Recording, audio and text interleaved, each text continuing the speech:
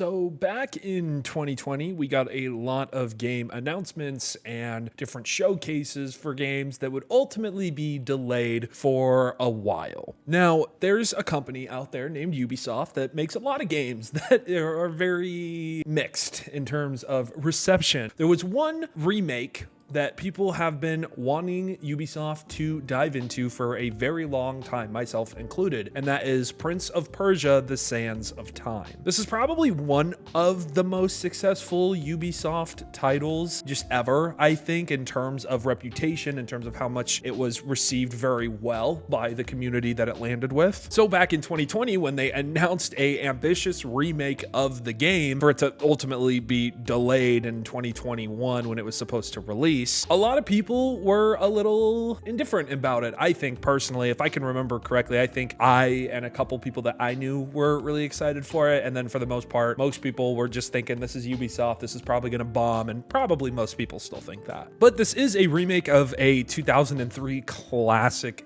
game. It has been in an indefinite delay as Ubisoft Montreal took over the project from Ubisoft Mumbai, and I think it's Pune or Pune, I don't know, however you say it. And they essentially rebooted the development. The last time we saw this game was at Ubisoft's June 2024 Forward Showcase. So pretty much a year ago. Honestly, are they doing a Forward Showcase this year? I don't even think so. We're already halfway through the month. But we did get a teaser that there was going to be a 2026 release window. Especially after this last year there was that Lost Crown game from the Prince of Persia IP that a lot of people really enjoyed. I think a lot more people are slowly waking up to this remake. I'm very excited for it. And we officially got some good news today for people like myself and people who are waiting for this game patiently. Ubisoft Montreal is still deep in the game and the development for Sands of Time is going well. However, there wasn't any concrete information, but it was really just confirmation that this is still something that's being released and worked on. Essentially, it reads, yep, we're still in the...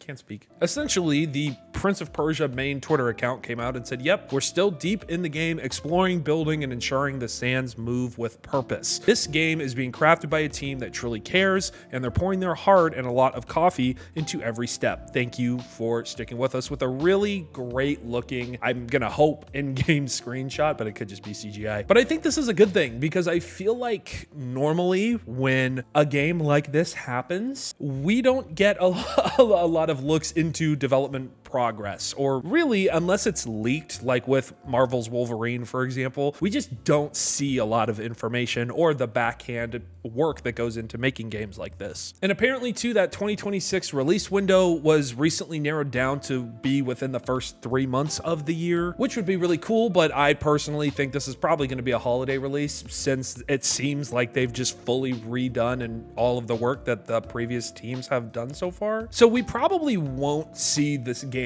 much. I'm thinking maybe Gamescom, we might see this game. Maybe we'll see it at the end of the year with the Summer Games Fest. I think if we don't see it at Gamescom, we're definitely going to see it at Summer Games Fest, or we can see it at both. Again, especially if it's aiming for that early 2026 release date, I can definitely see them doing a large marketing push for Summer Games Fest, or for the Game Awards. I can't even keep these Jeff Keighley shows intact in my brain. But as someone who's never played the original game, I've kind of wanted to while waiting for this remake, and as we get closer and closer, I might find a way to play this old title. But for me, I think everything that anybody has said about why this game is so good really makes sense, and I think from what we've seen so far, it's looking very promising and like a full-blown remake, which is a good thing. People love this game because of the mechanics, the atmosphere, and the story, and as long as they nail those things, I think that this game is going to be a pretty good success. I think that they should stick with the core story. The atmosphere should probably feel very similar to the original game. I know a lot of people really like the puzzles and just like the overall design of the game too, so hopefully that stays intact along with the audio design and the music mixing. Obviously, this game's going to be cinematic as hell if it's coming out in 2026. I mean, what game coming out that year is not? But I also know that in the first game, the prince talks to himself a lot in terms of internal feelings and thoughts, and this was something that a lot of people really enjoyed because it made made a game where you're exploring alone through this vast, different,